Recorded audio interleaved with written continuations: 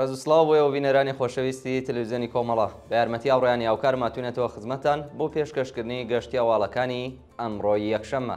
سەرەتا سەردێڕی چەند هەواڵ. ئەشکەنجە و ئازاری سێ کرێکار و بنەماڵەکانیان لە کرماشان. کوژان و برینداربوونی دوو کۆڵبەر لە سنووری بانە. کەشوهەوای ئەمنیەتی زاڵ بەسەر شاری سنە و تووڕەیی خەڵک. ناڕەزایەتی کامیۆنداران لە ئاسنەدانی هەغدەست. چوونە سەرەوەی نرخی بێکاری پاش شەڕی ئێران و ئیسرائیل. ڕێپێوانی خەڵکی ئیسرائیل دژ بە نێتانیاهۆ و ئاگیان لە دەستانی 81 فەلەستینی لە هێرشەکانی ئیسرائیل بۆ سەر غەزە.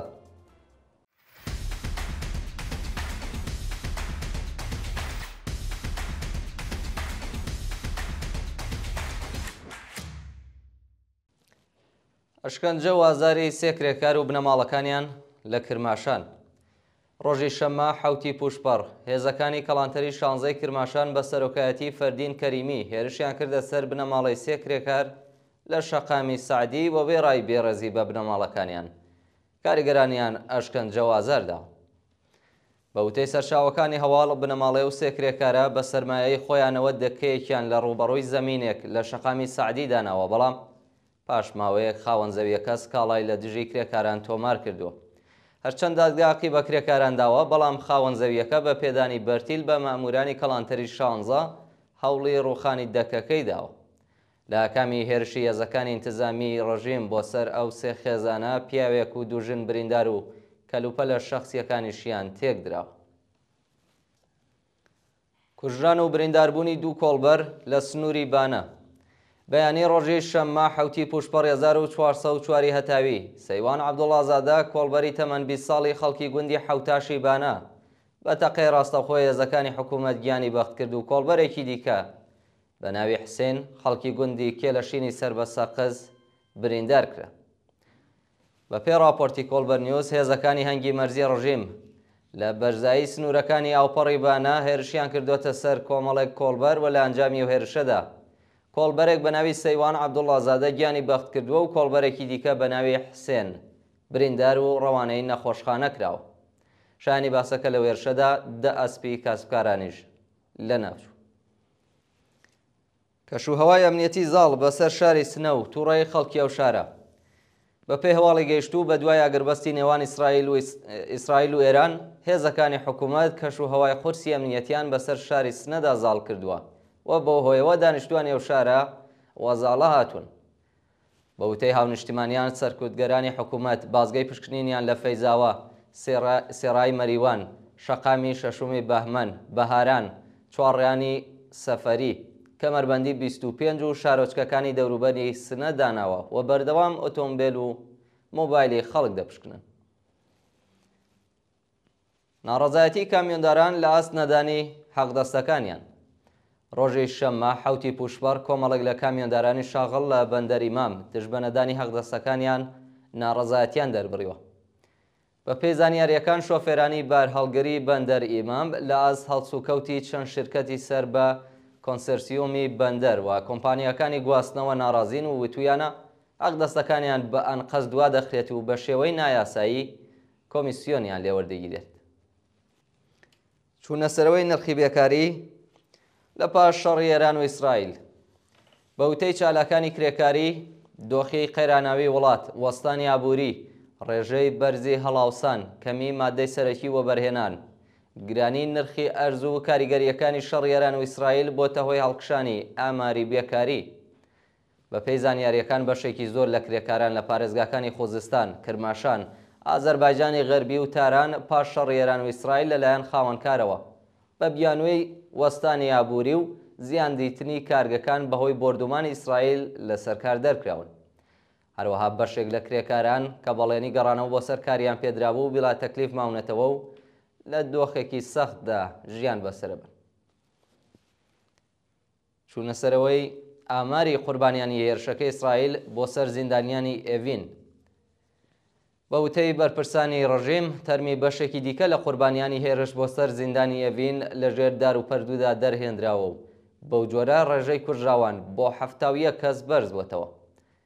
ڕۆژی شەممە تەرمی 5 یاریدەدەری کۆمەڵایەتی بە ناوەکانی زەهرا عیبادی، ئەکرەم محەممەد سەلیمی، عاتفە بەعادزادە، مەهناز خۆشکردار و پوراندۆخت سەعادەت نژاد لەژێر داروپەردوودا دۆزراونەتەوە و هێشتا چارەنووسی ژمارەیەک بەندکرا و کەسوکاری زیندانیان نادیارە و گەڕان بە دوای تەرمەکانیاندا بەردەوامە. شەپۆلی دەست بەسەرکردنی هاوڵاتیان لە چەند پارێزگای ئێران لە درێژەی سەرکوتگەریەکانی کۆماری ئیسلامیدا 82 هاوڵاتی لە پارێزگاکانی گیلان، گوڵستان و مازەندەران لەلایەن ناوەندە ئەمنیەتیەکانەوە دەست بەسەر کراون.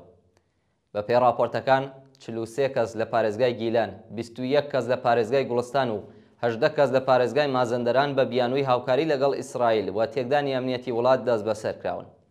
هەروەها ڕۆژی ڕابردوو لە شارستانی خاش شارۆمەندێکی بەلوچ بە ناوی محەممەد ڕەزا مولازەهی تەمەەن 27 ساڵ و ژنێک و سێ پیاو لە شارستانی کۆهبەنان بە توندوتیژیەوە لەلایەن هێزەکانی حکوومەتەوە ڕفێنراون و تا بە ئێستای زانیاریەک لەسەر چارەنووسیان لەبەردەستدانیە. دۆخی خراپی بەندکراوانی بە ساڵاتچووی زیندانی ئەڤین.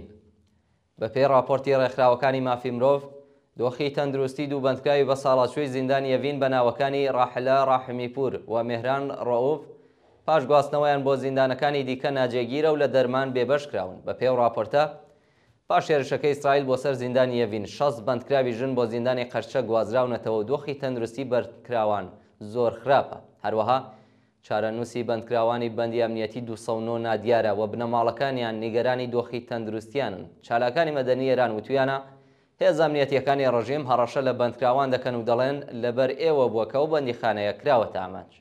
جێگای ئاماژەیە کە شارۆمەندێکی تەمەەن 69 ساڵی ئێرانی بریتانیایی بە ناوی مێهران ڕەئوف چەند نەخۆشی هەیە و پاش گواستنەوە بۆ زیندانی تارانی گەورە لە دەستڕاگەیشتن بە دەرمان و پەیوەندی لەگەڵ بنەماڵەکەی بێبەش کراوە.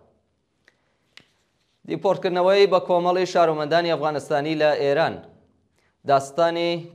دادستانی کوردی ئێران ڕایگەیاندووە کە هەموو شارۆمەندانی نایاسایی ئەفغانستانیە بێ بە زووترین کات ئێران بەجێبهێڵن. ڕۆژی ڕابردوو بەرپرسانی حکوومەتی تاالبان بە میدیاکانیان وت لە چەند ڕۆژی ڕابردوودا 100,000 شارۆمەندی ئەفغانستانی لە ئێران دیپۆرت کراونەتەوە. ئیسکەندەر مومنی وەزیری ڕژیمی کۆماری ئیسلامیش وتویەتی بەشێک لە شارۆمەندانی ئەفغانستانی لە 3 ساڵی ڕابردوودا هاتوونەتە ئێران و مەبەستیان تەنیا خراپکاری بووە. ناوبراو خوازیاری پەسەندکردنی خێرای گەڵاڵەی ساماندانی پەنابەران لەلایەن مەجلیس بووە. وتەکانی بەرپرسانی ڕژیم لە حاڵێکدایە کە پاش 12 ڕۆژ شەڕی ئێران و ئیسرائیل دەیان شارۆمەندی ئەفغانستانی بە تۆمەتی هاوکاری لەگەڵ ئیسرائیل دەست بەسەر و فیلمی دانپێدانانی زۆرەملەی چەند کەسیان بڵاو کراوەتەوە. خۆپێشاندانی هەزاران کەسی خەڵکی وڵاتی سربستان دژ بە دەوڵات. ڕۆژی شەممە هەزاران شارۆمەندی سربستانی پەیوەست بە ناڕەزایەتیەکانی خوێندکارانی وڵاتە بوون و دژ بە دەوڵەت خۆپێشاندانیان کردووە. ماوەی 7 مانگە خوێندکارانی سربستان دژ بە دەوڵەتی گەندەڵیە وڵاتە خۆپێشاندان دەکەن و ڕۆژی ڕابردوو خوازیاری پەیوەستبوونی خەڵکی ئازادی خواست بەو بزوتنەوەەوە بوون. ڕۆژی شەممە هەزاران خۆپێشاندەر لە بەردەم ساختمانی سەرۆک کۆماریدا کۆبوونەوە و خوازیاری دەست لە کارکێشانەوەی بەرپرسانی دەوڵەت و هەڵبژاردننی پێشوەختە بوون. ڕێپێوانی خەڵکی ئیسرائیل دژ بە نێتانیاهۆ. شەوی شەممەی حوتی پوشپەر هەزاران شارۆمەندی ئیسرائیلی دژ بە سیاسەتەکانی نێتانیاهۆ ڕژانەتە سەر شەقام و خوازیاری کۆتایهێنان بە شەڕ بوون. خۆپێشاندەران بە وتنەوەی دروشم خوازیاری کۆتایهێنان بە شەڕ، ئازادی دیلەکانی دەستی حەماس، دەست لە کاتکێشانەوەی نێتانیاهۆ و مەحاکمەکردنی بوون. دژبەرانی شەڕ لە ئیسرائیل ڕایانگەیاندووە کە بەهۆی سیاسەتەکانی دەوڵەتی ڕازگەڕایی نێتانیاهۆ گیانیان کەوتۆتە مەترسیەوە و خەڵکی ئەو وڵاتە جیهان وەکو تێرۆریست چاویان لێ دەکەن. گیان لەدەستانی 81 فلستینی لە هێرشەکانی ئەم دوایە ئیسرائیل وەسەر غەزە. لە 24 ساعتی ڕابردوودا 81 فلستینی بەهۆی بۆردومانەکانی ئەرتەشی ئیسرائیل لە کەرتی غەزە گیانیان بەخت کردووە و دەوڵەتی وڵاتە ڕێگەی لە گەیشتنی یارمەتی مرۆیی باوەڕەکانی غەزە گرتووە.